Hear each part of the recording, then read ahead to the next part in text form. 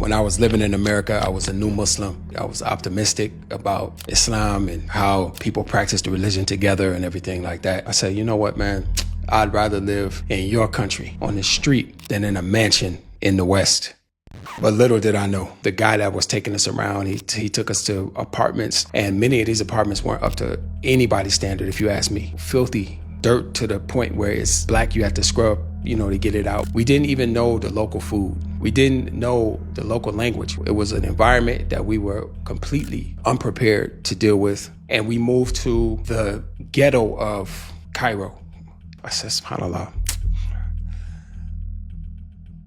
So the time came for me and my small family to travel to Egypt. We had been planning for a while. We tried different ways to save money. We even roommated with another family. We split rents. We split food bills. We did a lot of things. And for me, I was just trying to get to a point where I could afford to take my family to the Muslim world and live for just a few years. So what I really wanted to do was learn Arabic. Some of the best places to go at that time for that particular reason were Egypt, and even Syria had a program for this back in those days. So we decided to go to Egypt. We basically just hopped a plane and got over and said, we're going to this center and this, that, and the other. So we started to look for a place to live. And of course, we weren't familiar with the landscape. So the guy that was taking us around, he took us to apartments, and many of these apartments weren't up to anybody's standard, if you ask me. The place that we originally had rented was fully furnished, so we didn't have to buy any furniture. But as you can imagine, it may have been sitting for some time. So anybody who ever lived in Cairo, they know that it gets really dusty. So it was obvious that the apartment wasn't cleaned. I remember looking in the kitchen and I saw a dead roach on the ground. And I said, it can't just be one.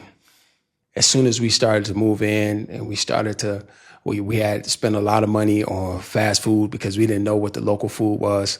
Those roaches, they started to come out. They started to crawl across the table while we eating the food. They started to crawl across the carpet and hang out on the walls and all that type of stuff. I said, subhanAllah.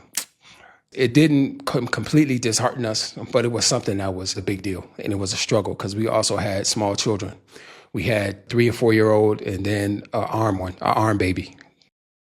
We started to look around the neighborhood because the neighborhood was walking distance from the center that we went to, which was the Fajr Center. And we found a place, and the landlord owned the building and it had a musalla underneath. What I learned from that is that not only were we unprepared for the reality of life in Cairo, not only were we unprepared, we didn't even know the local food.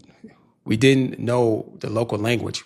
Let's say you go to the masjid and you study the Medina books, for example, or you study some Arabic and you have some Alif Batas, some Hadha Baytun and those things. And then you come to a place where they may understand you, but you don't understand them. And more than likely, they don't understand you either. And it took a long time. Like I can say for the next 10 years to start to realize what is actually out there.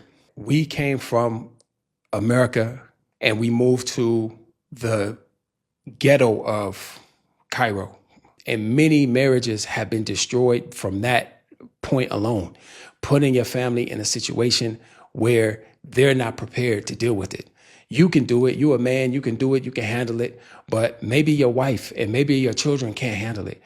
And it's been many a story where you go to work or you go out, you come back, and the family's gone. There's stories where your children, they're old enough to go to the embassy and say, okay, I need to get out of here. And the embassy books them a ticket and they're out of here. Or they have family members back in the States or back in the UK that they're telling about this disaster that you put them in. And then they send them money and buy them a ticket and get them out of there. So you have to be prepared when you're moving and understand and be above, like ahead of the curve to understand where you're going to put your family. Send them pictures of the place. Encourage them about the place that they want to move to and show them the things that they can look forward to. In order to do that, you have to take the move first. You have to make the move first. Sometimes it'll take you a little bit longer to get where you want to go, but taking a little longer is a lot of times worth it. It's because now you can see, okay, they're going to like this. They're going to like that. We're going to benefit like this. We're going to benefit like that. And then you'll have someone who can share the experience and encourage you when you feel like, I can't deal with this no more. I can't deal with this immigration stuff. I can't deal with this bureaucracy that they put me through. Then you can come and your wife can come and say, no, this all worth it. We support you. We're there with you. That's what you want. You don't want them saying, come on, when are we leaving this place? I miss my mother. I miss my family. I miss this. I miss that. I can't handle it. I can't, some places are not as advanced. Let's just be honest. There's some places that it'd be very hard for a family to adjust unless they really want what you want. And in some cases, they're not prepared. It's like a fairy tale to them.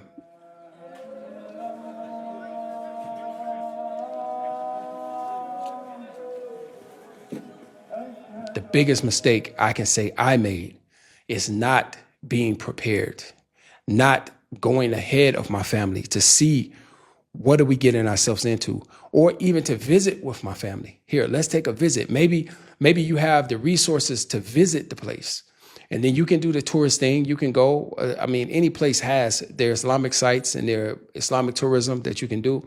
Go around and look at the places and look at the history of the place and all that. Nowadays, you can get an Airbnb. You can Airbnb in a neighborhood, and you can look at the neighborhood and stay there for a few days and see how the neighbors are and see how life is. You can go to the masjid, the local masjid, introduce yourself to people, get to know some people. This is a way that you can gauge, is this something you can do long term? Another thing, which we did, but we didn't think of it this way, is to join a language program. But you can join a language program that offers accommodation, and it offers airport pickup, and it offers a full service so that you're there for the Arabic program. Like, we came to learn Arabic, but it wasn't necessarily that we had to stay in this particular Arabic program. It wasn't that way.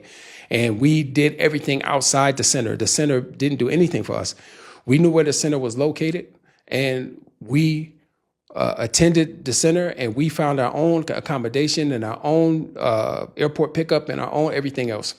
At the end, what I would recommend in conclusion is that a fact-finding mission is very important, and you can do this with very little resources. Like, if you're able to save up $1,500 and you're able to take off work, or you have a vacation period, you can do it. And sometimes it's less than that. It just depends on where you're located. And sometimes you can find cheap flights to go to different places and check it out. That's what I would highly recommend. Get your copy of the Hijra Handbook at book.makehijra.com.